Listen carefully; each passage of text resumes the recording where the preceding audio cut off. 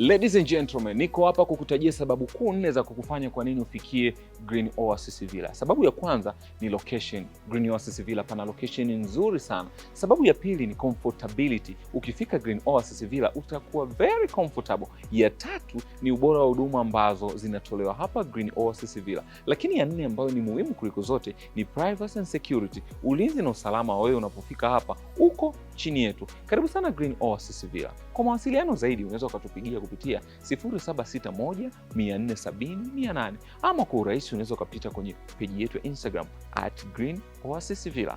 Sisi tunakwambia ishi ndoto yako.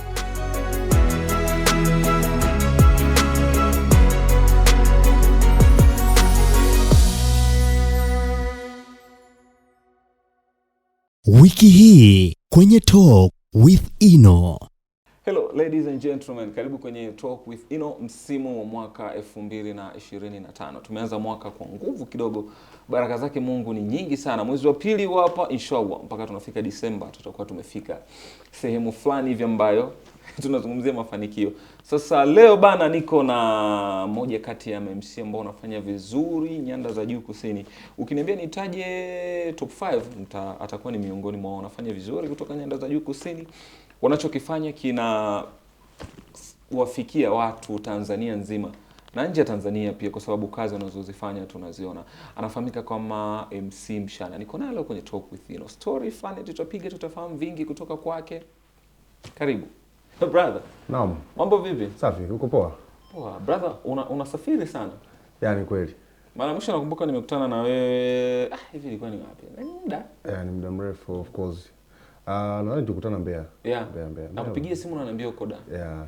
Kutoka pale nikaenda Babati. Kutoka pale nikaenda Tanga. Tanga. Kwa hiyo nimekuwa narudi na ndo mshukuru Mungu kwamba Mungu anatubless. Kila tunapoenda kufanya kazi, Mungu anaweka mkono wake, watu wanatupokea. Hilo tunamshukuru Mungu. Kwa hiyo tunaendelea kumwomba Mungu aendelee kutujalia na kila tunapofanya kazi tuendelee kupata kibali. Okay. MC Mshana, unasafiri sana. Siri ya wewe kusafiri sana ni ipi? Ni kwamba Mshana ana connection sana na watu wa nje, kazi zinakutambulisha, ama Mshana tupe siri, kwa sababu nyanda za juu kusini tukizungumzia hapa tulipo kuna MC zaidi ya 100. Kwa nini unasafiri sana? Kwa nafasi yangu niseme namshukuru Mungu nimepata kibali cha kukubalika kwanza na watu. Ni jambo la kwanza. Lakini chanzo cha safari huwa kinatokana na sherehe. Naweza nikafanya leo sherehe Mbeya. Nikapata wateja wa nje ya Mbeya. Nikafanya sherehe Dar es Salaam, nikapata wateja wa nje ya Dar es Salaam kutoka kwenye sherehe moja. Kwa hiyo sherehe moja huwa inazaa sherehe nyingine. Ndio huwa kinachotokea hicho, wala sio kitu kingine. Okay fine. Wewe unafanya sherehe ndio tunajua Mbeya wapi. Kuna MC wengine ambao nao wanafanya sherehe kama wewe. Why unakuwa wewe yani zaidi? Kuna secret behind hapa? Kwa sababu unajua mimi niko napiga story na mtu mmoja ananiambia kwamba wote mnapiga picha sawa. Wote ukumbini mna nani sawa. Kwa nini wewe? Nafasi yangu mimi kwanza tumekubaliana mimi na timu yangu mambo makubwa matatu. Jambo la kwanza, sisi site tunawahi 1 hour before. Okay. Yaani kama kadi iliandikwa saa 12 saa 11 tuko site. Ndio. Mimi na timu. Tunawasikiliza wateja. Yaani mteja anasikizwa kwa ukubwa. Kwa sababu tuna meet na mteja before wedding au before send off au before event. Tunakaa naye ofisini, tunayajenga mapema kabisa, kila kitu tunakiweka vizuri. Kwa hiyo tunapoenda kwenye sherehe tunajua tunaenda kumhudumia mtu gani. Kwa hiyo tukienda hilo la kwanza tunamsikiliza mteja, lakini pia tunasikiliza audience pia wanataka nini. Yes, kwa hiyo ni siri kubwa nadhani inaweza ikawa iko hapo. Kwa hiyo sasa ukishafanya sherehe asilimia kubwa sherehe moja inakuwa ina watu almost wakiwa mimi sherehe zangu nyingi namshukuru Mungu inakuwa na watu wengi sana almost 300 na kuendelea mpaka 1000. Mwaka jana nimefunga sherehe ya watu wasiopungua kama 1300 hivi. Yeah. Kwa hiyo ile sherehe of course ilikuwa kubwa sana. Kwa sasa sherehe kama hiyo ukishaifanya lazima izae sherehe nyingine. Kuna watu walipopo pale, umeona, umependa, wanakutafuta. Wengine wanakucheki Instagram, wengine wanakucheki wapi kwenye social media zetu zote. Kwa mwisho wa siku unakuta kutoka safari za hapa na pale inakuwa ni rahisi zaidi. Lakini kitu kingine sisi tunawafavor wateja wetu. Hatuwaumizi. Unajua kuna mwingine anakuambia mimi siwezi kuondoka Dar es Salaam mpaka nipande ndege. Why? Yes. Yaani upande ndege wewe, upande ndege DJ wako, upande mpiga picha wako, watu karibia almost watatu. Unakuwa unamtwika mteja mzigo. So sisi tunachokifanya tunampunguzia tu gharama, tunamwambia bwana sisi tunapunguza gharama, tujazie mafuta gari ambayo yatatufikisha mpaka sehemu husika. Kwa hiyo iko hivyo. Kwa hiyo unakuta mteja anaona okay, kumbe kwa gharama hizi kuliko ningetoa milioni, labda milioni na point kwa ajili ya tu ya kumlipia mtu ndege, lakini unakuwa umempunguzia cost kwa namna moja ama nyingine. Kwa labda naweza kusema siri iko, lakini siri kuu kuliko yote ni Mungu. Sasa kwa wale ambao nakutazama sasa hivi unatakiwa wajue kwamba siri ya mshana kuweza kusafiri, tunaweza tukasema kwamba siri ya mshana kuweza kusafiri zaidi ni kuwapunguzia wateja zile unnecessary cost. Yes, okay. Yes, unnecessary cost zile na good service pia. Wanapata huduma nzuri. Unapunguza cost zisizokuwa za lazima, lakini unampa wanapata huduma nzuri ambayo ni nzuri. Okay. Sasa tunarudi hapo. Kuna baadhi ya tukizungumzia ma-MC kama nyie, wasanii, msanii anaamini kwamba ili azidi kukuza value yake lazima ajibrand. Na moja kati ya kitu ambacho anaamini kwamba akikifanya kinamfanya aonekane ni mkubwa, atakavyoitwa mkoani basi asitumie usafiri wa gari, alafu atumie usafiri wa ndege. Ni sawa. Hata mimi nitafika. Yaani kuna sehemu nitafika itakuwa hapo. Lakini kwa level ya ambao bado natamani nifike, niwafikie watu wengi. Unajua iko hivi. Mimi niliwahi pata story ya safari ya moja ya wanamuziki wakubwa. Ndio. Mwanzoni walikuwa wanatumia effort kubwa sana kufikisha nyimbo zao kwa audience. Yeah. Yaani uwezi amini walikuwa na uwezo mpaka wanachukua flash, ndio, wanatembeza kwenye mabasi, wanawapa watu free. Okay? Yes. Lakini kwa nini walikuwa wanafanya vile? Walikuwa wanatamani soko, yaani watu wawafahamu. Zaidi. Yes. Kwa hiyo na imani kwa kipindi hicho ambacho natamani watu wanifahamu, nina uwezo wa kuwapunguzia zile unnecessary cost. Ili nisaidie mimi kwa unifahamu. Kwa mwisho wa siku, kesho na kesho kutwa, nikwambie tu ukweli. Sasa hivi na wateja wa Arusha. Na wamenikatia tiketi ya flight. Kwa unatoka zako Mbeya? Nitatokea da. Yes. Okay. Wamekata flight. Kwa hivyo wapo wateja ambao wana afford, lakini kwa sasa hivi bado niko kwenye harakati za kujiweka, kuhakikisha wateja wengi wananifahamu. Ndio target yangu kubwa ambayo ninayo kwa sasa. Yes. Mshana, turudi nyuma kidogo. Mimi mara kwanza nakufahamu ilikuwa 2018. Tulikuwa kwenye event moja ambayo na wewe ulikuwa miongoni mwa wale ma-MC. Natamani ambaye nakutazama leo kwa mara kwanza kwenye Talk with Ino akufahamu vizuri, ajue kwamba huyu Mshana ambaye tunamzungumzia leo anapiga deal nyingi sana, hajatokea tu kama zimu, yani alikuwa na process. Itawasaidia baadhi ya vijana ambao wanatamani kupita shortcut, basi wafuate zile step. Turudishe nyuma, tumfahamu Mshana ametoka wapi, kama ni shule ni wapi amesoma, ili watu kufahamu vizuri ambao wanakuona kwa mara ya kwanza. Kitu wanachotakiwa kujua kwamba Mshana by history kwanza ni mtoto wa pekee kwetu. Yaani mimi ni mtoto mmoja kwa mama. Yes. Ingawa kwa baba alifanikiwa kuoa mke mwingine na wadogo zangu, lakini kwa upande wa mama mimi ni mtoto wa pekee. Yes. Kitu cha pili ambacho natakiwa wajue, elimu yangu mimi sio kubwa sana, lakini ni elimu ambayo inanikidhi mahitaji ya sasa. Yes. Kwa maana hiyo ni hide kwa namna hiyo, lakini pia mimi ni mtaalamu wa kompyuta. Yes. Kwa hiyo nikisema hivyo watakuwa tunaelewa mambo ya computer science kwa ujumla. Okay. Yes, sipendagi sana kujua kutoka kuongea sema unajiinua na nini, lakini kwa ujumla when you talk about computer hauwezi kuacha kuniongelea. Lakini pia mimi nilishaikuwa mkufunzi wa moja ya vyuo vya training. Niwape tu mashavu ni Rema Computers ambao nilifanya nao kazi, ingawa kwa sasa nimekuwa na majukumu mengine zaidi, kwa nimetoka. Yes. Lakini kwenye ukufunzi wangu ndimo nilipoanzia issue za UMC. Lakini from scratch UMC nilianzia kanisani. Kwenye shughuli zile za kikanisa. Yes. Watu wengi sana wanatamanigi, utakuta mtu mwingine wengi wanakudia Mshana, natamani tufanye kazi Mshana, lakini hataki kuanzia chini. Anataka tu leo aonekane yuko ukumbini. Yes. Hivyo. Lakini from scratch mimi nianzia shughuli sana za kikanisa. Nilikuwa nilipata zile sherehe za kanisa nafanya kwa ubora na kwa uzuri, na kuendelea kujibrand kupitia zile sherehe. Mwisho wa siku nikapop, na mpaka sasa hizi namshukuru Mungu. Huu nadhani itakuwa na mwaka wa 7 kwenye game. Mwaka wa 7 kwenye game. Serious kabisa. Lakini zamani huko nilikuwa nafanya bila kuwa na kulisimamisha jina ile exact kabisa. Lakini kwa sasa mpaka sasa hizi inaweza kuwa na historia ya miaka 7 kwenye game. Historia ya miaka 7. Mshana, kila mtu ambaye anapita kwenye stage ya kutafuta ana mtu fulani ambaye aliweza kumvusha. Yaani kuna mmoja anakuambia mimi naimba, lakini kuna siku nikakutana na producer akaniambia twende studio nitakusaidia utaweza kusimama. Sasa tunazungumzia miaka 7 serious game. Ni nani ambaye aliamini uwepo wa kipaji ambacho unacho akakuamini wewe na kukupa matukio ambayo ni makubwa ambayo mwisho wa siku yakakuinua na tunamwona Mshana wa sasa? Ni vizuri pia ukimtaja kwanza. Mimi nilikuwa inspired kwanza, niliwahi kwenda kwenye harusi ya rafiki yangu mmoja anaitwa Nahori. Na yeye sasa hivi of course naye amekuwa MC. Okay. Anaitwa MC Nahori. Niliwahi kwenda kwenye harusi yake 2013. Ilifanyika Diamond Jubilee. Ile sherehe bwana ilikuwa ina MC wawili. Yes.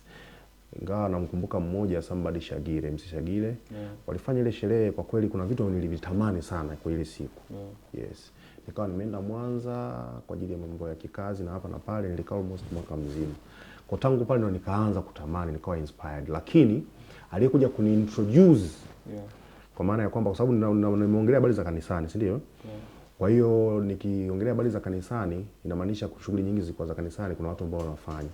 So aliyekuja aliintroduce MC mmoja anaitwa MC Pesa Mbili au MC Dismas. MC Pesa Mbili. Yuko wapi sasa? Yuko hapa yuko Mbeya. Okay. Yuko Mbeya. Mashavu mengi kwake. Okay. Kwa hiyo mwisho wa siku nilimfuata. Nikamwambia anko, mimi ni kwa 1 2 3. Nakumbuka ilikuwa 2016 kuelekea 17. Okay. Nilimfuata nikamwambia bwana anko kuna ABC bwana mimi natamani sana tufanye hivyo. Mara ya kwanza nakumbuka alinitambulisha kwenye send off ya dada moja anaitwa Selina Mwaliolo. Yes, ndo mwaka gani huo? Ilikuwa 2017. 2017. Mwanzoni kabisa ndo aliniintroduce. Tulikuwa ukumbi wa Tugimbe. Yes, ilikuwa send off moja kubwa tu na akanintroduce pale for the first time. Watu wakanipokea wakanisani na tukaanza shughuli hivyo mdogo. Kwa baada ya pale tukawa naendelea kugrow na kuendelea kufollow watu wengine na kuendelea kujifunza kwa watu wengine, lakini ambaye alintroduce for the first time ni MC Pesa Mbili na kumpa mashavu ofisini kwangu iko picha ya MC Pesa Mbili. Ukifika kwenye ofisi ya MC Mshana kuna picha nyingi ambazo anakuwa amepiga. Amekuintroduce kwenye watu. Mimi nataka niambie kwamba experience ya kwanza, unajua kuna kule kutambulishwa kwamba the same ulivyofanya Songwe, nashukuru sana ulinitambulisha kwa watu pale. Ile experience ya kwanza sasa Mshana sasa umepewa sherehe ni send off forever harusi nini. Nataka tupe short story kuhusiana na sherehe yako ya kwanza. Siku ya kwanza kabisa unajua kwamba mimi leo nasimama ukumbini peke yangu masaa 6 au 5. Uniambie ilianzaje, yani mapokeo yako, fikra, then michakato mizima mpaka mavazi, kwa sababu kuna mmoja nimepiga naye story ananiambia siku ya kwanza anaitwa ofisini alikuwa hana nguo, ilibidi aende kuwazima. Hebu tupe story kwa upande wako ilikuwaje? Mimi kwa upande wangu historia yangu inaweza ikaanzia mbali kidogo, lakini nitakuja kwenye swali lako moja kwa moja. Mimi niliwahi fanya sherehe ya rafiki yangu mmoja anaitwa Francis Biarugaba. Baba yake alikuwa anafanya ubarikio, alikuwa anabariki ndoa. Ni muda mrefu sana, sikumbuki mwaka, lakini nakumbuka ndo niko from 3 from 4. Okay. Yes, nilifanya ubarikio wa tena sherehe ilikuwa nyumbani tu. Ilikuwa ni mzee Biarugaba, bahati mbaya naye pia amepumzika kwa amelala. Mungu ampumzishe kwa amani. Yes. Lakini nilifanya ubarikio wa yule mzee miaka hiyo. Wale waya kwa kweli nilishangaa.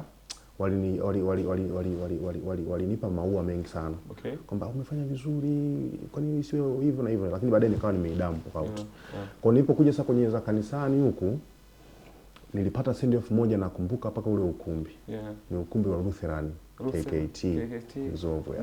Okay. Nafahamu. Na ndio post yangu kiingia kwenye page utaikuta post ya kwanza kabisa iko pale. Na ile sijawahi kuiachieve. Natamani siku moja nitakuja kuipini itangulie kabisa pale mbele. Historia yake. Ile ndio ilikuwa sherehe yangu ya kwanza Nakumbuka nilivaa koti la mtumba nilinunua elfu 30 ngapi, nakumbuka kitu kama hicho. Ngoja mshana. Ulinunua koti la mtumba 30 na ulikuwa na hela kipindi hicho? Of course nililazimika vile kwa sababu nilikuwa natamani kujitafuta. Okay. Watu waamini kwamba na muonekano mzuri. Okay. Na nina uwezo wa kuwa present. Hapo mshana, subiri, mimi naandika kwenye diary yangu hapa. Tuambie, nataka nijue total cost ya mavazi ya kwanza. Total cost ambao unaikumbuka. Uniambia koti 35, twende. Nakumbuka mpaka ile outfit, ile koti ilikuwa rangi ya udongo. Twende 35 kaka. Koti ilikuwa 35. Okay. Shati nakumbuka nilinunua mashati ya dukani, nilinunua bei ya jumla lakini nilinunua daa. Nakumbuka nilinunua maseti kama 4. Lakini kwa shati ilikuwa draft yenyewe ina udongo. Yes, ile shati nakumbuka tulinunua bei ya jumla 17 kama sikosei. 17 sawa, twende. Suruali nilivaa ya mtumba, suruali sikumbuki nilinunua shilingi ngapi, lakini suruali za mtumba ilikuwa 10,000 na ngapi. Sawa, tweke 10,000. Yes. Okay. Kiatu of course kwenye swala la kiatu kwa kweli sikuwahi kuaga kinyonge tangu zamani. Namshukuru Mungu. Kwa kiatu nilikuwa cha bei. Kiatu cha shilingi ngapi? Of course ilikuwa kama 90. 90 mshana. Sawa, subiri. Lakini sio kama ndo nilikuwa nimekinunua kwenye event hiyo, of course kiatu nilikuwa nacho. Kwa ni kitu ambacho nilikuwa nacho. Kwa of course kwa tunaweza kuhesabu kama ni hivyo. Saa mimi ni mpenzi wa saa tangu kitambo. Kwa saa nadhani nilikuwa nayo lakini sikumbuki kama ilikuwa haipungua 20 na. Ngoja kwanza mshana. Kuna F35 shati. Watu wa 4K mtusaidie hapo, piga hesabu. Tupo nao hapa jamani, 4K ndio wanaotufanya. Ndio wanaotushoot. F35 F17 watu wa 4K shilingi 20,000 ya saa. Kwa 172. 172 kwa kipindi hicho. Kwa mwaka gani? Ndio ilikuwa outfit ilikuwa 2017. 2017.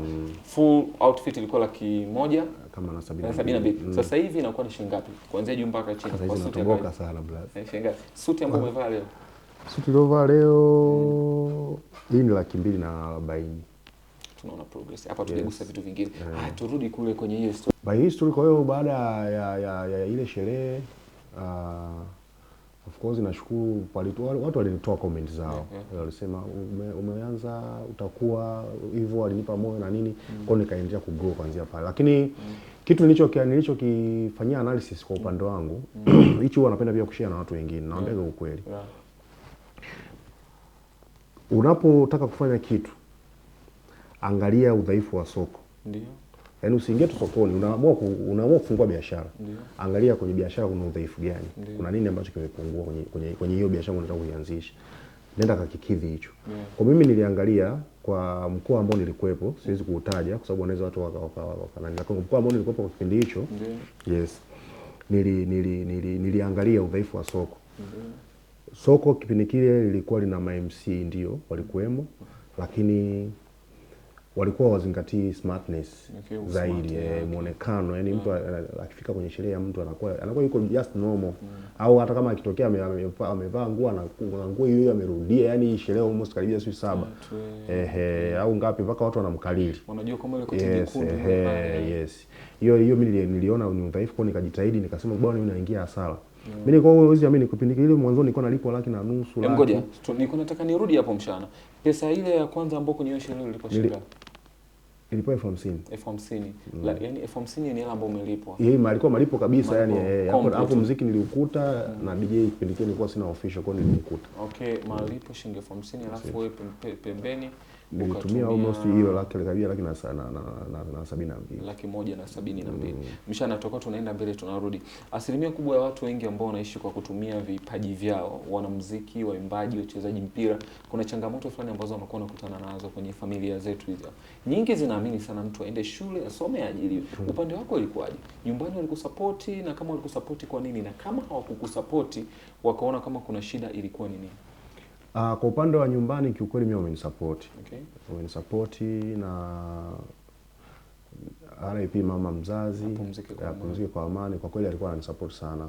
Anisupport kimaombi, anisupport kwa mawazo, anisupport hata kwa upande wa amounts.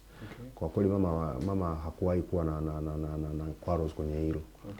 Alikuwa anaamini kwamba mwanae na hatua fulani nitafikia kubwa. Utafika hapo. Yeah. Hapo mziki kwa amani Mama Mshana sasa hivi tuko na kijana wake anafanya vizuri, anaitikisa nyanda za juu kusini. Inshallah Tanzania pia itakuja kujua mchango wake. Mshana, nataka uniambie wakati unaingia kwenye game sasa hivi unaanza kuinuka sasa, uliokuta watu ambao wamekutangulia, kuna watu walikuwa wameshajijingia mizizi kwenye hizi kazi. Niambie moja ya changamoto kubwa ambayo uliipata kutoka kwa watu ambao wamekuzidi na wamekaa muda mrefu kwenye game. Kwenye game of course niliwakuta legend ambao walikuwa wanafanya kazi vizuri sana, wanafanya kazi mpaka sasa hivi vizuri.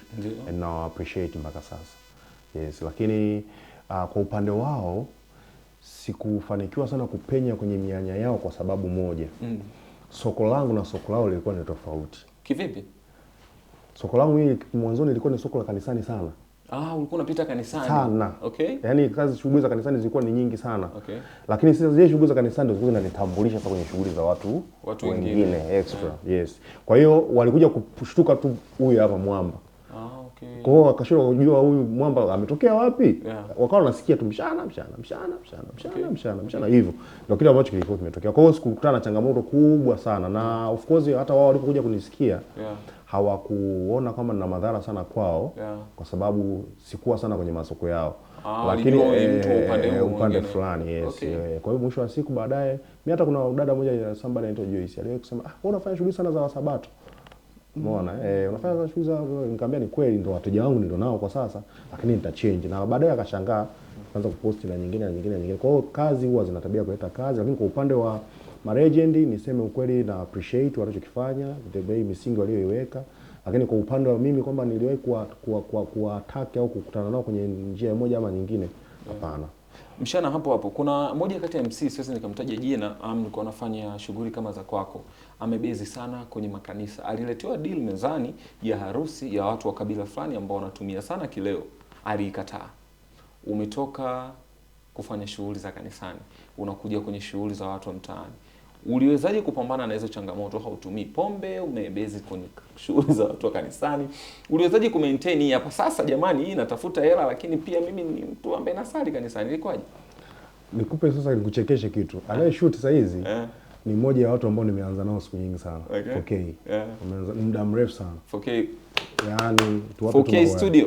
Nimeanza nao muda mrefu sana. Yes. Huyu nilikuwa nikimwambia akishuti clip hakikisha pombe yote haionekani. Ni shahidi. Hakikishe pombe yote haionekani kwenye clip. Yaani hakikisha ana edit sana. I see. Kwa mwanzoni. Okay. Sasa baadaye ilibidi tu nikae na viongozi wangu wa kanisa nikamwambia jamani hii imeshakuwa saizi kazi. Imeshakuwa serious. Waliniambia hivi, nakumbuka aliniambia mzee mmoja akaniambia kitu unachotakiwa kukijua ni kwamba uliyoyafanya ukumbini uyaache ukumbini. Unapoondoka nayo ndio dhambi kwako. Okay. Basi ya ukumbini yabaki ukumbini. Unapoondoka nayo ndio inakuwa dhambi kwako. Kwa hiyo mimi nikasema okay, kama ni hivyo basi cha msingi ni kazi, nitafanya kazi nikimaliza na yaache ukumbini yanibaki ukumbini hivyo. Sawa, Mshana, umetoka umekuwa sasa umesimama. Mshana amefahamika kwa muda mfupi, watu wanamfahamu, wanapata harusi huku na kule. Uliwezaje kupambana na ile pressure maarufu kwa muda mfupi, kwa sababu tunajua maarufu una faida zake, una changamoto zake, unatumiwa sana message na watoto wa kike. Kuna wengine wanakutaka. Ile mara ya kwanza unajua mimi nikikupa experience yangu mara ya kwanza kuingia redioni, nitasimulia nyingine. Kwako ilikuwaje? Uliwezaje kuhandle hiyo pressure maarufu? Kwanza nikwambie tu mimi nimeokoka. Amina. Yaani tena sio kuokoka tu, kuokoka kweli. Okay. Kweli. Kwa hiyo hilo kwangu lilikuwa lilikija, halikuwa halina nguvu sana kwa sababu nilikuwa naamini Mungu ninayemcha au Mungu ninayemwabudu. Okay. Hivyo. Kwa hiyo kwa upande wangu mimi hilo lilikuwa sio pressure kubwa yani kwa namna moja ama hata nilikuwa nikiona zile DMs na nini na nikwambie labda. Mtu mpaka anaokoka alikuwa ni mtenda dhambi. Uliwahi kutenda dhambi? Yes. Sasa hapo wakati umeshaingia kwenye hii kazi tayari umeshaokoka. Mimi nataka unipe experience fupi, yani unajua kuna ile like Mshana nimekaa labda nimetoka kufanya kazi, napokea hongera nyingi, hongera, alafu kuna ile like angalia DM, oh my god this Bwana Yesu. Nikipokea message. Ili niwe safe. Nisifuatilie details za huyo mwenye hiyo message. Okay. Yaani nikiona message inaleta mahusiano ni bora niifute. Na hiyo namba niifute. Mimi kwenye simu yangu na namba nyingi sana nimezisave. Lakini nimezisave juu ya namba. Okay. Ipoje, hebu nielekeze. Yaani iko hivi. Nikiona huyu ni mtu ambaye ni mteja. Ndiyo. Na yuko kwenye cycle yangu. Ndiyo. Na ni mteja. Ndiyo. Lakini Lakini analeta habari za mahusiano ili mimi nisimtafute. Ile namba sikuna unatakiwa uandike jina la mteja afu na namba ya simu yupo chini yake. Ndiyo. Kwa mimi pale si kwenye jina naandika tena namba yake. Okay. Sawa? Ili aende kuona status na maisha mengine yaendelee. Ila mimi nisiwe na target yote ya kufanyaje? Ya kumtafuta. Ndio kitu pekee ambacho naweza nikasema kwa nafasi yangu. Lakini kwa upande wa zile DMs zinazokuja si na nini, kiukweli huwa sitaki kuzichimba na huwa sizichimbi. Yaani kama ni mtu nikiona amekuwa msumbufu atakula block. Na nikiweza simu yangu ngao karibu ningekuonyesha. Mimi na block za Instagram zisizopungua kama hazifiki 30 na kitu zinaelekea mpaka 50. Ni wala wanataka. Wapo wengine ndio wasumbufu mpaka wanaume. Jesus Magei Christ. Wapo wengi tu, yani Mungu ndio wao atusamehe. ndio, yani kwa kweli ulimwengu sasa umeharibika sana, lakini ndio hivyo tunaishi. Tufanyaje sasa? Umeongea hicho kitu. Okay, sawa mchana. Turudi kwenye maisha ya sasa. Nataka niambie usmart muonekano una mchango gani katika kazi unayoifanya? Kwa kweli mimi katika kitu ambacho kwa nafasi yangu nazingatia sana ni hilo. Muonekano ni kitu cha kwanza. Unajua mimi nilishawahi kuuliza swali ma legend, nikauliza kwa nini MC analipwa? Kwa ajili ya kuongea tu? Ni sawa. Lakini MC ana muonekano 80% kwenye video ya mwenye sherehe.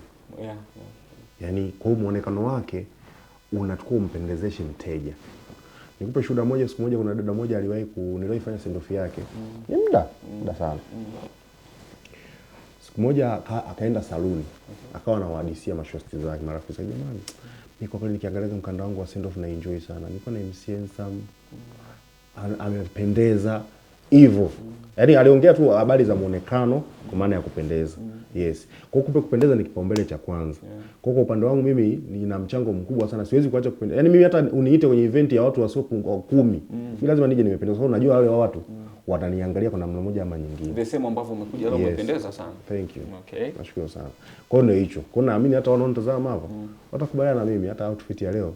Umeng'aa. Na by the way umevalishwa na Noel Suit, ni kampuni yake, tutarudi huko. Mshana, kila ambaye anapita kwenye harakati za utafutaji kuna changamoto moja kubwa ambayo alikutana nayo. Akasema mimi kazi sifanyi, nilikuwa napiga story na Gifty, okay, wakati ya ujaja kulikuwa kuna vitu havijakaa sawa. Aliambia stream kwenda kushoot harusi, tumeambia tukashoot harusi, tumesafiri kule na kuta harusi hamna. Wewe upande wako ni changamoto gani kubwa ambayo ulikutana nayo ukasema ndugu zangu leo nimepatikana? Kwa nafasi yangu kwenye kazi kitu ambacho kiliwahi kuwa heavy.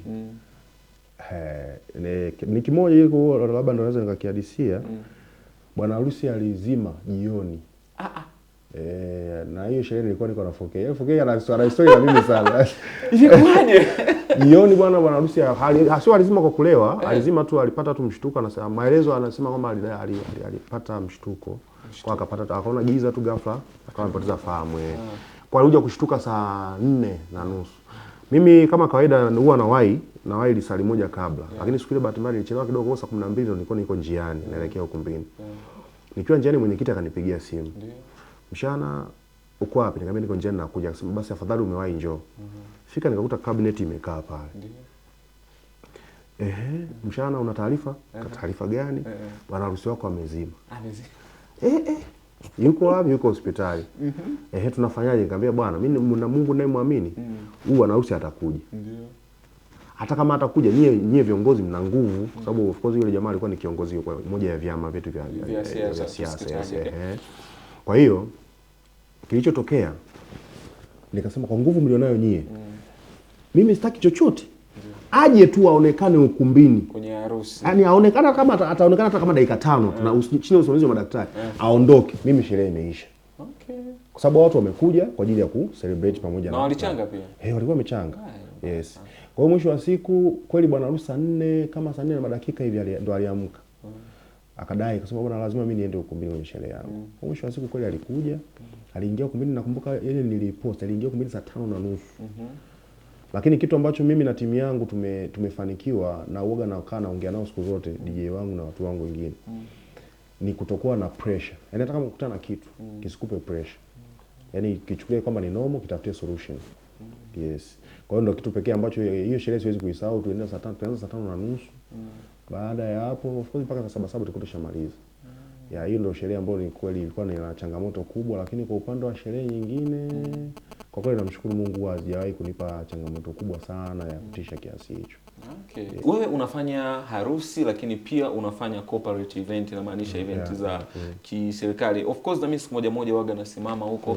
Nilienda siku moja kwenye ukumbi mmoja nikakutana na meneja, akanambia kwamba kuna issue hapa inatakiwa ufanye. Kuna kampuni fulani ilikuwa na nadhani ni dinner party tu, nataka tu maelekezo pale kwa ufupi.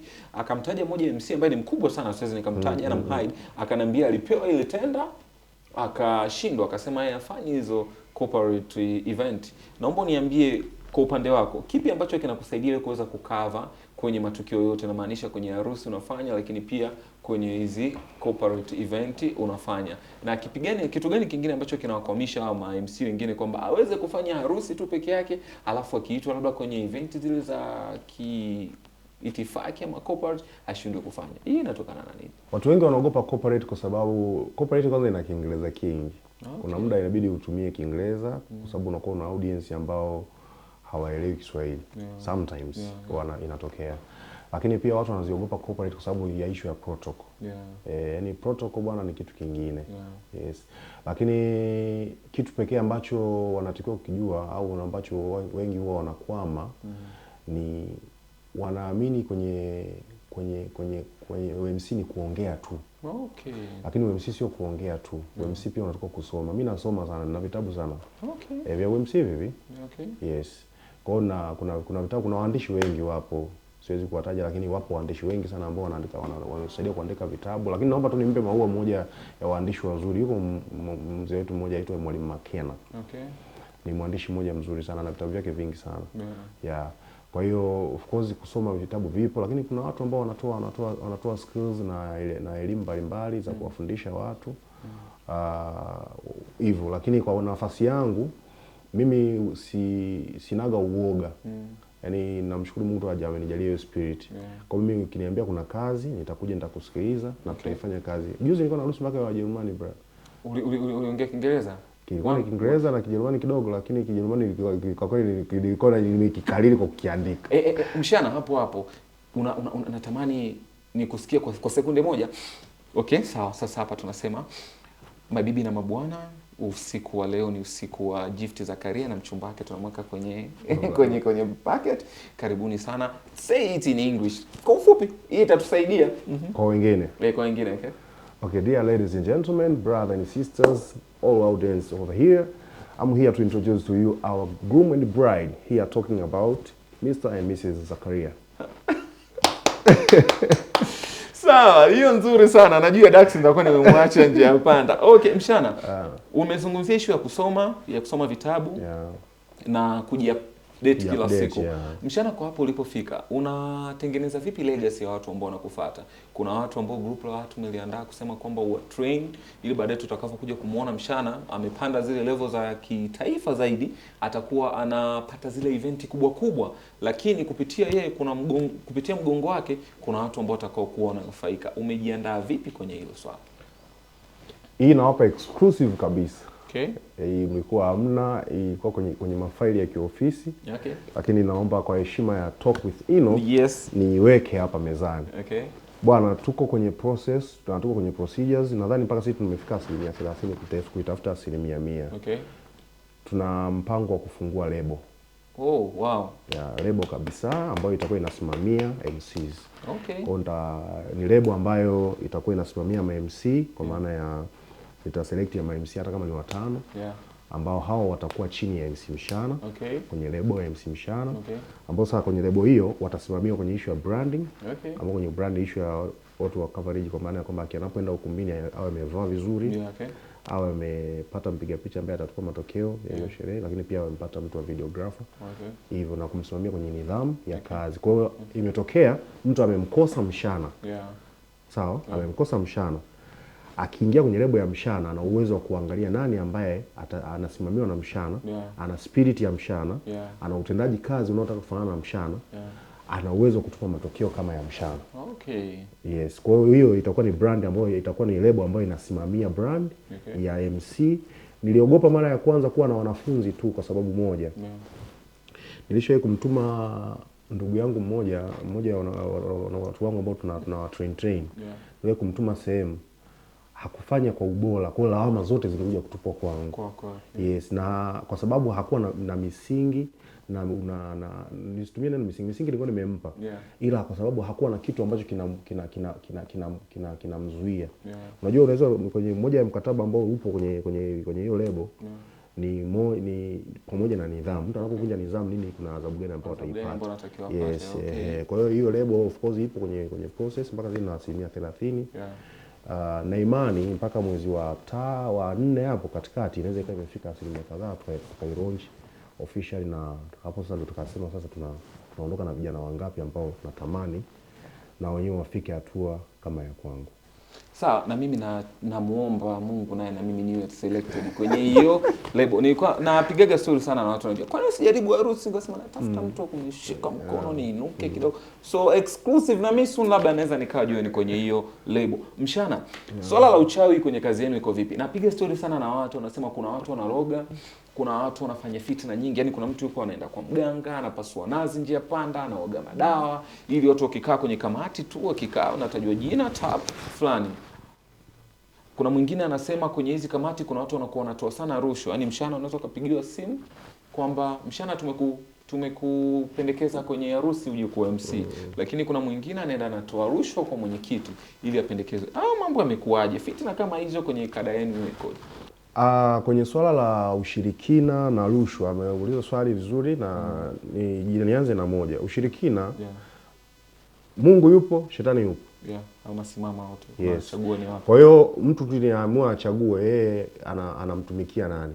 Mimi binafsi namtumikia Mungu. Amen. Yes. Hilo tu, na hilo siwezi kuacha kujivunia kila itwapo leo. Yaani Mungu ni Mungu mbele kwa kila jambo. Kwa hiyo swala la ushirikina of course hilo lipo, na ilishawahi kunikuta mimi kitu. By history hakuna interview nishaifanya nikasema. Nishaifanya sherehe moja ukumbini. Niko ukumbini, masikio nilikuwa sisikii. Yaani nili experience ukiziwi. Kwa muda gani? Kwa sekunde kama zikupungua kama dakika kadhaa zinazoelekea dakika kadhaa. Kuziwi kabisa, yani nilikuwa sisikii kabisa. Na haijawahi kunitokea tangu nimezaliwa.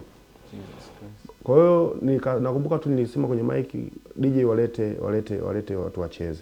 Nikatoka nje, of course mimi na mama ni watu ambao tulikuwa tunawasiliana sana. Kwa hiyo nikambipu, nikamtumia message, mama mwenzio leo wameniwahi huku. Kwa mama of course ni mtu wa maombi, akasema sina kuombea mwanangu.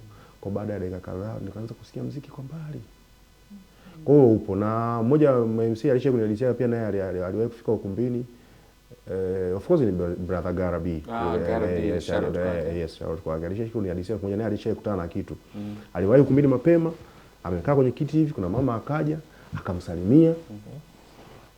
Yule mama amempa tu mgongo, sauti ikakata. Sherehe haijaanza. Kwa mwisho wa siku ikabidi ampigie mmoja wa wanafunzi wake, ndio hiyo sala ya kuwa na lebo au kuwa na wanafunzi. Yes. Kwa akampigia mwanafunzi wake, akaja, aliendesha sherehe mpaka bibi harusi aliingia. Alikuja kufungua sherehe kwa maombi, ndio ilikuwa pona yake. Kwa ndio maana nasema kama umenoti, mimi nilipopigwa na masikio niliponywa na nini? Na maombi. Gara alikuja kufunguliwa na maombi ya mtu alikuja kufungua sherehe. Kwa hiyo Mungu yupo, shetani yupo. Kwa hiyo shetani anafanya kazi. Kwa hiyo mimi ninachoamini kwa upande wangu ni Mungu kwanza, kwa njia yoyote hiyo. Ushirikina upo, ila kwa nafasi yangu mimi naamini Mungu wangu ananilinda. Kwa hiyo kitu pekee ninachokifanya mimi natoa fungu la 10. Fungu la 10, hicho kitu muhimu. Hiyo ni jambo la kwanza, hilo ni jambo la muhimu sana nazingatia. Yaani ninapopokea hela yoyote na hakikisha imeenda kwenye fungu la 10. Sababu naamini maombi ni kitu cha kwanza. Nikienda kwenye issue ya rushwa, hiyo ipo. Hiyo ipo, lakini mimi naamini kwenye kazi nzuri. Hicho ndio kitu pekee ninachokiamini. Yaani naamini kwenye kazi nzuri. Yaani ukifika ukafanya kazi nzuri, hata mtu akipeleka chokochoko ya fedha ya nini. Mimi kuna bi harusi alishanipa advance. Sawa? Kamati ikamwambia MC sisi tuna MC wa bei fulani. Bei chini sana. Bibi harusi akasema sawa, ndio hiyo bajeti yenu. Akasema naiomba hiyo hela, mimi nitamlipa MC wangu. Akasema MC wako ana hela nyingi, anataka hela nyingi sana. Akasema no, mimi nitampa. Kwa mwisho wa siku alitop up hela yake. Yes. Lakini baadaye uje kufuatilia ni chokochoko tu za watu walikuwa wana maslahi yao binafsi. Lakini kuna mwingine naye alishaini mpaka advance. Baadaye kikao ikaonekana kuna kikao cha kwanza aliniambia niende, nikaenda. Kikao cha pili sikufanikiwa kwenda. Kwa sababu lengo lake alikuwa anataka niende nikaonekana ni kikao. Kwa hiyo sikuenda cha pili, cha tatu sikuenda. Cha nne wakaita MC mwingine mwenye maslahi naye. Na mimi advance nimepokea. Lakini kumbe haikuwa MC tu, ilikuwa mtu wa mapambo, walimcancel mwingine, walikuwa na watu wao na maslahi nao ambao wanatoa hiyo. Lakini kwa upande wangu mimi nikifanya sherehe, mimi naweza mimi unaweza kanipa kazi nisikupe hela au nisikupe chochote. Lakini mimi sherehe yako ikiisha na uwezo kuandalia zawadi nikakupa kama sehemu ya asante kunipa kazi. Sio nikupe hela ndio unipe kazi. No. Kwa nini? Hiyo haitakiwi. Hiyo ni mbaya. Hivi kwenye vikao pale mnaendaga kufanya nini? Nasikiaga tu mimi na kuaga na hizo watu wanaenda kwenye vikao, unasimama pale unajitambulisha ama unakuwa part ya ile nani? Kuna baadhi ya kamati wanataka uwe part of it. Yaani wanataka uwe part ya kamati. Lakini kwa baadhi ya kamati pia huwa wanatamani wakufahamu. Unakuta wengine wanakusikia, hawajai kuona, wengine walishakuona, wengine hawakufahamu hivyo. Wanatamani ufike pale ujitambulishe, ujiintroduce. Hivyo mama mmoja nilifika kwenye kikao kimoja, mbona MC mwenyewe mpole sana. Baba mmoja akamwambia umjui huyu. Alikuwa anakuwa mpole. Alikuwa anaona hadi the way ninavyoongea pale, mbona mpole sana. Akasema umjui huyu. Hata utaamsha kwa hivyo. Kwa hiyo wao wanapenda kukuona, wakufahamu. Wengine hata wanatamani wasikie sauti yako pale. So waone kweli ni sauti ya KMC. Lakini sasa sio kila sehemu yaani ukipa ufike kwenye kikao utaongea sauti ya KMC. Mimi kama mimi ndo na sauti mbili. Mimi na sauti ya kawaida, nikiwa kwenye mic mtu mwingine. Au ukifika mtu anambia tangaza hapo tukusikie. Tangaza mimi huwa sikukuli siwezi kutangaza. Sawa. Yes. Mshana ongera kwanza, niliambiwa kwamba ni MC wa kwanza kutembea na official photographer wake, lakini umetoka kwenye photographer ukampata DJ. DJ anafanya vizuri sana. Nataka uniambie at the first time sasa umeanza kutembea na official photographer wako. Kamati imekupa kazi wewe kwa swala moja tu la kufika pale kusherehesha. Wao wanakuwa tayari wanampiga picha ambao wamekuwa wameshamuandaa. Ilikupa changamoto kiasi gani sasa kuona sasa kwamba uko photographer wako kukompiti na wale watu ambao wapo mle ndani kwamba kuna kazi, kuna majant wameshapewa kazi pale, anakuja yeye anakuwa na kushuti tu. Haikukupa changamoto mara ya kwanza? Kuna swali tuliruka mwanzoni. Sasa hizi ndo nadhani ndio naweza ikawa ndo wakati wake. Ndio. Niliwezaje kupenetrate kwenye soko? Ndio. Hiyo swali lilikuwa hivi. Nilikuwa nalijibu lakini tukaje tukalikatisha. Jambo la kwanza mimi niliangalia udhaifu wa soko. Nilijiuliza kwa nini mtu amtoe MC Dar es Salaam amlete mkoa ambao mimi nipo. Hilo lilikuwa swali langu la kwanza. Yaani amtoe MC Dar es Salaam amlete kwenye mkoa ambao mimi nipo. Sababu mimi sijaanzia MC Dar es Salaam, nimeanzia kazi mkoani. Yes. Kwa nini amtoe mtu MC Dar es Salaam amlete mkoani kwangu? Hilo lilikuwa swali langu la kwanza. Nikagundua MC wa Dar es Salaam wanazingatia sana kupost sherehe za watu. Alafu yaani mtu akimaliza sherehe anachukua ipost. Hasa anaiposti vipi? Lazima awe na official photographer au official videographer. Yes. Kwa mara ya kwanza mimi nianzaga na photographer. Kama anakuja anapiga picha nazipost. Piga picha nazipost. Kwa hiyo sasa kitu kilichokuja kutokea ni hichi. Mwanzoni ilikuwa inawapa tabu kamati. Lakini baadaye ikawa sio changamoto kubwa kwa sababu wanaona matokeo ya kile. Baadaye kwanza niliwapa kama nilikuwa ninawaambia kama faida kwao. Naambia ikitokea material yenu imepotea, hamuoni mna backup? Ambao ni ya kwao. Yes. Kuna sherehe moja bwana harusi mmoja videographer wake alishapoteza material. Mpiga picha wangu alipiga picha nyingi sana ile sherehe. Alafu ilikuwa kama muujiza. Alipiga picha nyingi sana kwenye matukio ile sherehe. Kwa hiyo nilimprintia album afu nilimpa uwezo amini kama offer. Kwa hiyo kuna faida ambayo pia wanatakuwa wajue kwamba mimi ninapoingia na mpiga picha, ninapoingia na videographer, kuna faida tu automatic wao wanapata. Kwa sababu picha za kwangu mimi zinatoka haraka. Kwa sababu si hapo tata ziko very fast. Yaani videographer wangu au mpiga picha wangu nikimaliza tu sherehe ambia sikiza, picha nazihitaji kesho. Lakini wakamati atatoa picha baada ya wiki. Kwa hiyo wamekuwa wateja wangu mimi nikikutana nao na waeleza kabisa bwana mimi ukumbini nikija nitakuja na picha wangu, nitakuja na videographer wangu. Hiyo nawaambia kabisa mapema kwanza. Kwa hiyo wao wananiuliza utakuwa na watu wangapi? Kwa unaambia kwenye list yangu labda na watu 5. Okay. Hao wengi sana punguza, naambia okay nipunguze, niambie nipunguze nani, kuna huyu. Yes. Kwa mara nyingi na saa hizi nguvu kubwa nimeweka sana kwenye video. Okay. Yes, Naona video ni nyingi, nimeweka nguvu zaidi sana kwenye video zaidi. Yes. Okay. Unafanya kazi na photographers na DJG, naona anafanya vizuri. Yeah. Wale watu umewaajiri kwamba ni DJG ana mkataba saa hizi. G saa hizi kala mkataba bwana. G ongea sana.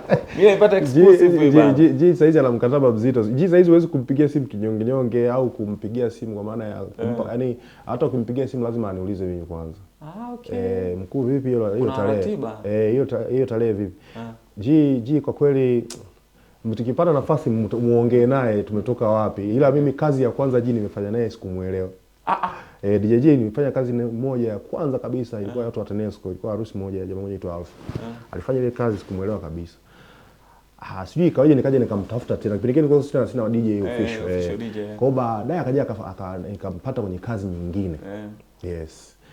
Alikuja siku alipiga kama haji kupiga tena. Shout out kwako DJG, unatisha sana. Amepiga mwingi sana. Kwa hiyo kwa nafasi yake kweli DJG na ni mtu ambaye ana nidhamu ya kazi, mnyenyekevu, ana spirit ya kazi, ana mazoezi ya kutosha. Unajua DJ sio DJ tu ila pia na ameweka pia nguvu kwenye kazi yake. Kwa nafasi moja ama nyingine kwa kweli sasa hizi nime kwenye na mkataba na watu na DJG. Videographer bado sijaweka mkataba official kwa sababu unajua kama ndugu yangu 4K tunapatana na kulingana na ratiba zake pia. Unaweza ukashangaa unampigia anakuambia niko kama siku moja nilikuwa nampigia simpati. Nilimpigia dogo ndo anakuja kuniambia brother yuko Rwanda bwana. 4K kwa mwaka jana amesafiri sana. Yuko Rwanda. Alienda mpaka Kongo. Yuko Rwanda. Mtania anaambia ulikuwa Goma sio. Ingekuwa juzi tungempoteza kwenye Kwa hiyo all in all nashukuru Mungu. Kwa hiyo upande wa videographer bado ila unaweza kushangaa akala mkataba 4K. Niko nazungumza. Tumetoka mbali sana 4K. So tegemea mazuri. Mshana, mimi naomba unitajie top 5 yako ya MC bora Tanzania na unitajie majina yao alafu niambie kwa nini umewataja hao. Top 5 MC bora Tanzania. Top 5 nitaanza na kaka mkubwa Garabi. Kwa nini Garabi? Yes, Garabi ni mtu ambaye hata hizi spirit za mimi kutembea na hao videographers na nini nilitoa kwake. Okay. Yes, nilitoa kwake, to be honest. Siwezi kujiuma katika ile eneo. Okay. Yeah. Garabi kwanza presentable. Okay. Anacheza na audience. Okay. Na social media. Social media ameipa nguvu sana. Yaani Gara huwezi kupita kwenye page yake baada ya dakika 3 au 4 hajapost. Yes, huyo naomba nimpe maua yake kwa nafasi yake na the way ambavyo amejinali wa kwanza. Lakini wa pili nitampa kaka yangu Eric Mchome. Yes. Okay. Mchome ni moja ya MC ambao hawaboi. Yaani yupo tu, yani hapiki afanyaje lakini yuko hapa. Na hata ukipatia ofisini kwangu pia hao watu wote picha nao. Yes. Wa tatu nitampa Ruvanda wa Dar es Salaam. Yes. Yule mwamba bwana ana spirit fulani hivi ya ajabu sana. Kwa nafasi yake kwanza yupo kama hayupo. Ila yupo. Hatrendi. Afanyaje lakini yupo, alafu ana standards zake, yani ana standards zake fulani, anakuwa na namna yake fulani ambayo anafanya kazi. Okay. Yes, Rwanda nampa maua yake. Wa nne nimpe Katokisha. Yes, Kato of course nampa kwa sababu ya the way mimi nilikuwa nimekaa na mmoja wa MC juzi Dar es Salaam akaniambia Kato amekuwa game changer. Okay. Yes, game changer kwa maana ya kwamba kuna watu walikuwa wako top, wakina my brother walikuwa wako top pale, lakini kama kuna kamtikisiko fulani kuja kwa game changer, na kilichofanya namna ambavyo amekuja na mfumo wa vibe. Okay. Yes, hata ukifuatilia MC wengi sasa hizi wameingia kwenye system ile kwa sababu ya the way ambavyo watano nina wako wawili. Okay, mtaji mmoja. Sasa kumtaja mmoja hapo ndo kidogo inakuwa na changamoto. Basi wataje wote wawili, basi iwe kwenye yani kwa mfano kama hesabu za zamani namba 5 umefungana wawili. Na naweka wawili kwa sababu watu na wenyewe wako wawili. Sawa, twende. Naweka wawili kwa sababu hapo namweka Nsena na Gumbo. Okay, Nsena na Gumbo kwa sababu ni moja ya watu ambao wapo kwenye cycle, wapo kwenye kazi, wana namna fulani ambao wana utendaji wao wa kazi. Yes, wana namna ambao wana utendaji wao wa kazi. And na tuna appreciate pia wanavyofanya. Tuna appreciate kwa namna moja ama nyingine. Kwa hiyo ndio maana nimeweka wote, kwa sababu hata ukifuatia zamani ofisi walikuwa na share ofisi moja, baadaye wakatokea moja mbili tatu, kila mtu akawa na ofisi yake. Lakini watu ambao wako very close sana. Yeah. Sawa. Mshana, mimi nikupongeze kwanza, umekuwa nominated kwenye Tanzania Event Plan Awards. Niliona kule zinapigwa na nategemea tutaenda nitashika kitu kama hichi soon. Okay, tuzo unafanya hivi. Itakuwa kama hii. Exclusive. Hii sio tuzo jamani, isiyo vuruga, lakini hii ni pambo. Soon nitakuwa nayo hii. Itakuwepo pale. Of course namshukuru Mungu nayo nyingine ile 2020. Ile upcoming Best MC. Nyanda za Juu Kusini, of course nashukuru ile tuliichukua. Na hii tuna imani tutaipata kwa sababu mpaka dakika ya mwisho mambo yalikuwa mazuri. Na swali hapo, uwepo wa hizi tuzo una mchango gani kwa mtu kama MC ama msanii ama mtu yeyote ambaye anafanya shughuli na kugusa jamii? Tuzo, mimi kwanza hata mwaka huu nilikuwa naongea na MC moja Dar es Salaam, nilikuwa napiga story, nikamwambia mwaka huu ikitokea tuzo yoyote mimi nimesema nitaingia. Alafu cha ajabu hii nilipendekezwa bila kujua. Yaani nilikuja kutumia tu screenshot shwa. Mbona uombi kula? Kuna kula zinaendelea na sijui. Lakini mwisho wa siku tulikuta tunaongoza vizuri. Tuzo zina faida. Faida ya kwanza, hata ukiingia kwenye tuzo, hata usiposhinda, kuna watu walikuwa wakujua na kujua. Wanakufahamu. Yes, hilo jambo la kwanza. Kwa hiyo tuzo zina faida kubwa sana. Yaani hata wale wasio kujua wanakujua. Lakini kitendo cha kushinda tuzo sasa kinakufanya kwamba watu wawe na imani na wewe. Yaani kumbe watu wanamfahamu, kumbe watu wana imani naye, kumbe watu unajua kuna issue inatokea. Mfano wewe kuna mtu ambaye akikurecommend sehemu unapita bila kupingwa kwa sababu hana shida. Umeelewa? Yaani hana shida. Kwa mfano labda nitoe tu mfano mdogo, labda Mgwasi akakurecommend sehemu. Ana shida gani? Hela ndogo. Ana shida. Au mfano Machemba akakurecommend sehemu. Au tajiri yote akakurecommend sehemu. Kwa hiyo zile recommendation ni kama tuzo. Yaani tuzo ni kama recommendation. Kwamba mtu mpaka ana tuzo inamaanisha anaaminika. Yes, kwa hiyo ile tuzo inatengeneza imani kubwa kwa fans, inatengeneza imani kubwa kwa client. Yes. Mshana, tumepiga story nyingi sana. Naomba tumalize na haya maswali mawili ya mwisho. Ni kuacha ukaendelea na safari kwa sababu umeniambia unasafiri leo. Hem, niambie, kwa unavyoona umefanya harusi nyingi, unakutana na watu wa rika tofauti. Ni umri gani sahihi wa kijana kuingia kwenye ndoa? Kwamba umri sasa ndio sahihi bana, hata kiingia kwenye ndoa kidogo makelele yanakuwa yanapungua. Umri wa kuingia kwenye ndoa kama nikisema kuna umri specific ambapo unaona kabisa, of course inaweza kaa sio specific, lakini unaweza kuniambia, lakini angalau kwa mwanaume angalau miaka kuanzia 25. 25. Yaani kwa mwanaume angalau miaka 25 hapo anakuwa anakuwa amemaliza baadhi ya vitu. Anakuwa hajamaliza kabisa. Lakini anakuwa angalau, lakini sio umri wa serikali ni miaka 18. Lakini 25 ni miaka ambayo hata kama mtu alikuwa amesoma, amemaliza, amejitafuta kazi, ameshakaa vizuri angalau, ameshakaa na mtu ni kwenye mahusiano angalau kwa muda fulani, lakini angalau miaka 25 na kuanzia hapo. Ndio maana ukionaga mtu amefika 30, anaanza kama kusheki fulani hivi anakuwa hajakaa sawa, lakini angalau kuanzia 25 inakuwa kwenda mbele. Mshana, la mwisho la kushare na mashabiki zako ambao wanakutazama sasa hivi, una kipi cha kuambia? Umeshatupa exclusive ya kwanza 2025 kwamba kuna kuja na label, kama kuna mipango mingine zungumza nao hapa. Wakaribishe pia Noel Suti. Alafu mimi nitakuwa namaliza kwa kuaga na nikushukuru pia kwa muda wako. Tusitumie muda mwingi kwa shindwa kusafiri. Bwana, mimi niwashukuru sana followers wangu, niwashukuru sana wadau wangu wa MC Mshana.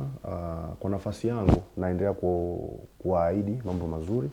Kwa mwaka 2025 tuna vitu vingi. Nimewapa exclusive ya label, lakini issue ya utendaji wetu wa kazi tumekubaliana tutakuwa tuko very smart kuanzia timu yangu, kuwahi kazini, kufanya kwa viwango na kuwasikiliza wateja. Lakini kikubwa huu mwaka 2025 nasubiri booking zenu jamani. Booking ndio kila kitu. Booking mapema jamani. Tarehe zimeanza kujaa. Hivi ninavyoongea nimepokea simu ya mwezi wa 12. Taja na namba ya simu kabisa. Kwa hiyo kwa upande wa Instagram unaweza ukani search pale, andika MC Mshana, MC_Mshana, Instagram pamoja na Facebook. YouTube ukiandika MC Mshana utakutana na kazi zetu, lakini kwa upande wa namba ya simu ni 0766725273. Namba ya MC Mshana ni moja tu. Ukikutana na nyingine hizo achana nazo.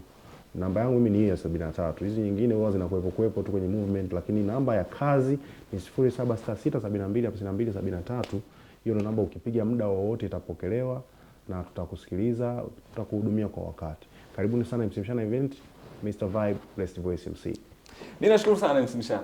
Gentlemen, tulikuwa naye MC Mshana kwenye Talk with Ino msimu wa kwanza kwa mwaka 2025, na sasa hivi nakwambia kwa wewe ambao unataka kupendeza, kupata suti kali, nasisitiza hapa uende ukapate suti kali, lakini pia ushauriwe ni aina gani ya suti ambayo utavaa kulingana na tukio. Kita pale Noel Suti unapatikana Kabwe pale, utapata suti kali kwa bei nafuu, lakini pia ni ushauri wa suti gani uvae kwenye sherehe ya namna gani.